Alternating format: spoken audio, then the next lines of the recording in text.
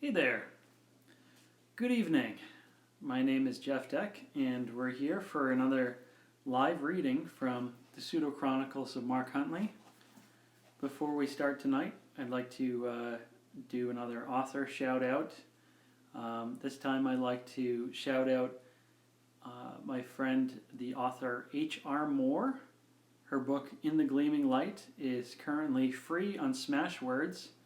So you got to pop on over to Smashwords and check that out. That's just an ebook distribution platform.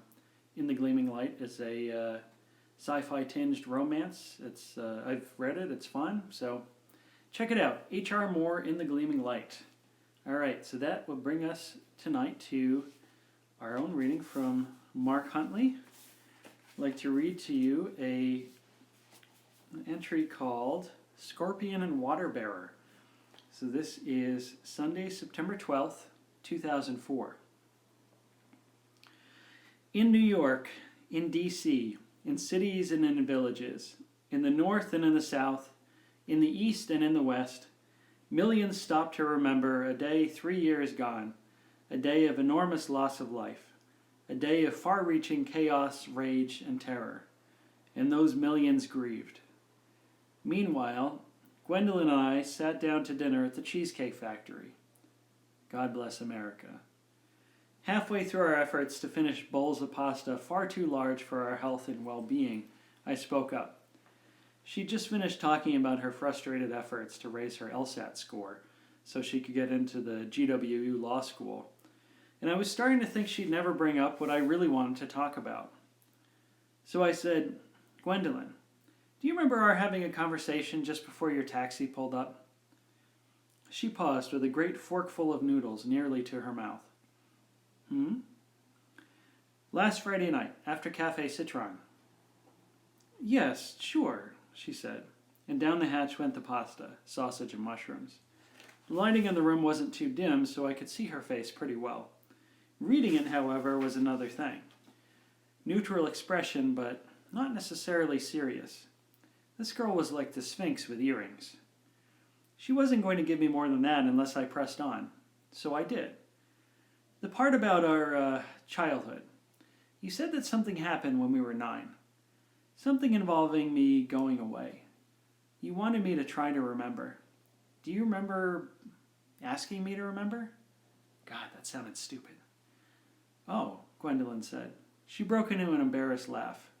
Or what she wanted me to think was one? I apologize, Mark. I was just drunk. I tend to ramble on about crazy things when I'm in that kind of state. Don't you? She'd chosen a pear of Sprite with this meal. She took a sip of it now, as if to emphasize how not in a state for crazy rambling she currently was. I, however, had just begun my second Amstel. I think it gave me the extra push to keep digging, even if I ran the risk of being a pest. What did you mean, though? You were obviously referring to something. Unless you actually make up stuff when you're drunk. I smiled. She laughed again. This time I could tell it was forced. No, Mark, she said. I don't know what I was attempting to say. I was drunk. You were too. I think I was just trying to reminisce in a backward, drunk way. Reminisce about me going away? I said. Seems like an odd thing to reminisce about. As opposed to, say, the time we jumped in the Merrimack naked and got spanked red for it. Don't people usually reminisce about the times they spent with, not without, their friends? Gwen brought out a smile of her own, but it was, you guessed it, Sphinx-like. You got spanked. I just got a face full of my dad's onion breath during the worst lecture of my young life. Gwendolyn, I said. Back to the main topic. You're making way too big a deal out of some asinine thing I said in the middle of the night when I'd had too much to drink. It's truly nothing. She stared at me. That seriousness I dreaded was back. The curtain dropped behind the gray eyes. Her face went back to full Sphinx mode. Sure, I said. Sure, I get it. But I wasn't getting it, goddammit, and I wish I had pushed her further. It's been eating at me ever since.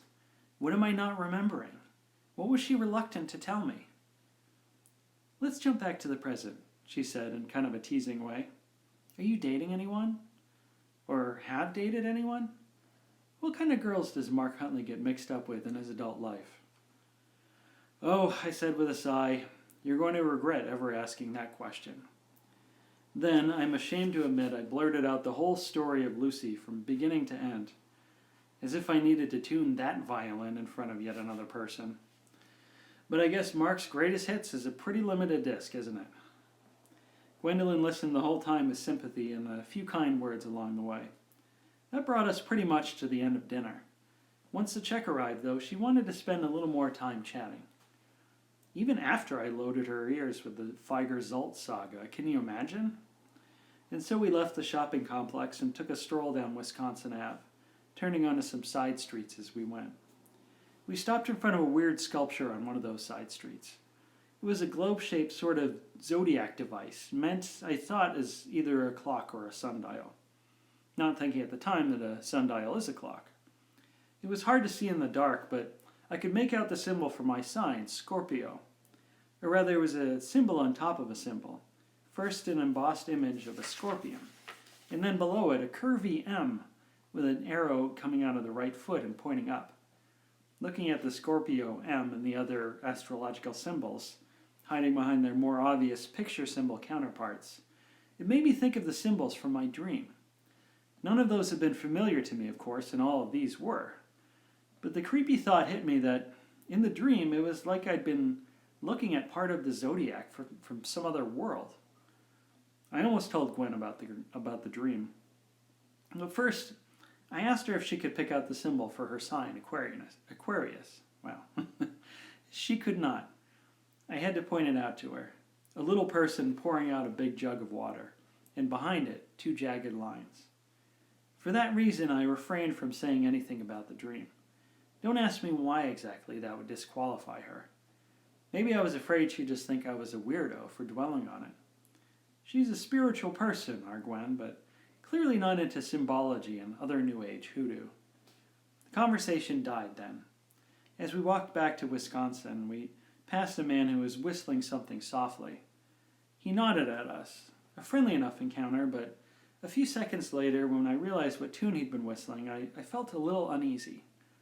If he'd been singing rather than whistling, these would have been the lyrics. Ah, the clock is always slow. It is later than you think.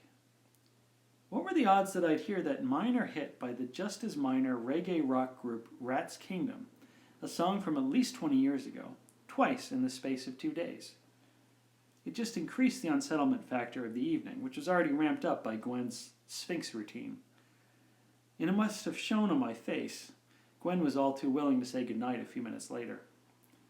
Luckily, I didn't hear the song again today. Otherwise, I might have thought I was going, crazy. But I could still be gallivanting down the path to lunacy with this symbol stuff.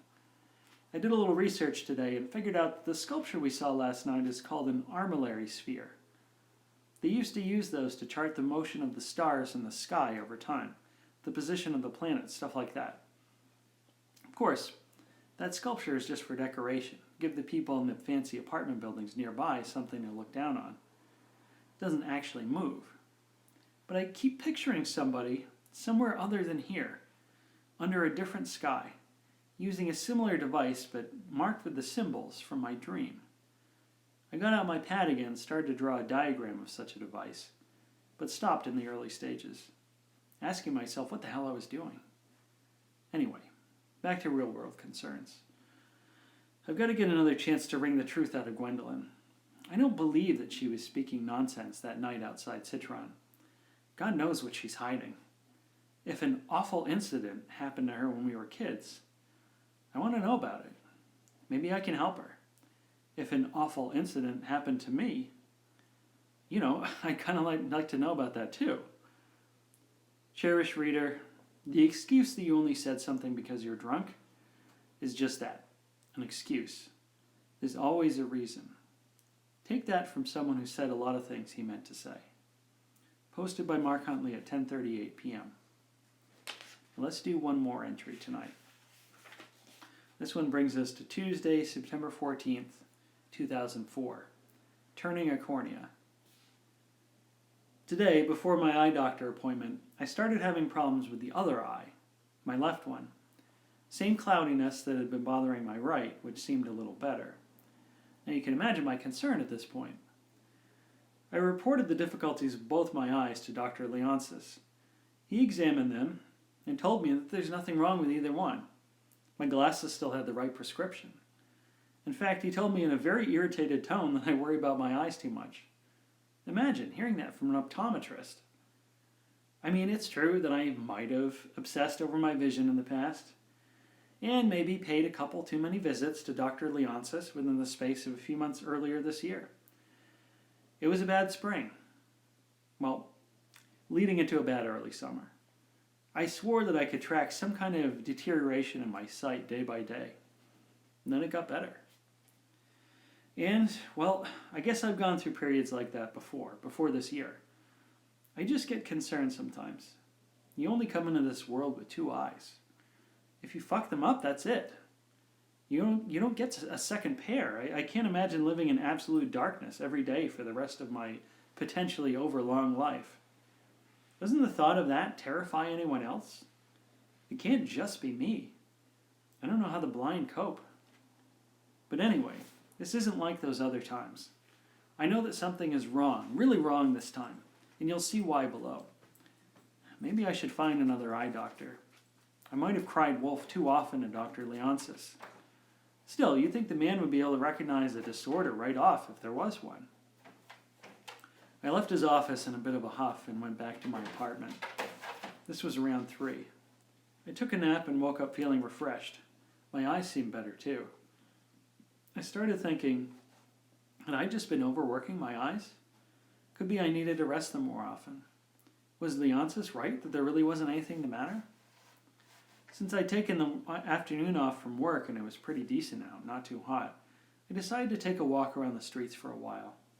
Soon enough, I found myself wandering up in the direction of Adams Morgan, the hip area north of DuPont, if you're unfamiliar with DC, reader. They're laid back there, kind of artsy, and usually it puts me in a good mood. But the neighborhood just seemed unwelcome today on a gray day. I wandered on across the Duke Ellington Bridge and had a snack at the Chipotle on Connecticut. You know, the one near the Woodley Park Zoo metro stop. Then I figured I'd head back the way I came. I walked along Calvert Street, and a little before I reached the bridge, my vision got blurry, and then blurrier, and then just completely scrambled. I couldn't tell whether I was looking at light posts or human beings. I blundered around in a panic for a few seconds. Then I rooted myself to where I was, forcing my brain to take stock of the situation. Wouldn't help to stumble into the street and get mowed down by a Pontiac, would it? Would not help at all. So I was standing on the sidewalk, still, I thought, facing in the general direction of the bridge. I knew about a drugstore only a few dozen yards away from the other side. I thought maybe if I could get there, someone could help me get some eye drops to see if those would help. I wouldn't face any danger crossing the bridge if I kept out of the road. The suicide prevention bars, ending the Duke's long proud tradition of jumpers, would keep me from falling into the river below. I took a few steps forward, still on solid ground. Good. I tapped around my right foot until I located the curb. I'd just keep that on my right and I'd be all set. I continued like this, baby stepping, until something stopped me dead right before the bridge. Though everything else was blurry, one word stood out to me in the air. Crisp as an autumn day. Fade. How could that be? How could I not see anything else clearly except for this word? Where had it come from? I walked right past it, my legs shaking as I slipped back into panic. Suddenly I couldn't find the curb anymore. I lunged forward, took a few steps, took a few more. Heard a car honking nearby, but was it because of me? I was approaching another word. This one was lower than the first, but still floating in a sea of no focus. Einer. I-N-E-R. What did that even mean? I approached the word, not even sure at this point whether I was still in the world I thought I knew. Maybe I'd fallen into a waking dream, I guess? Sleepwalking?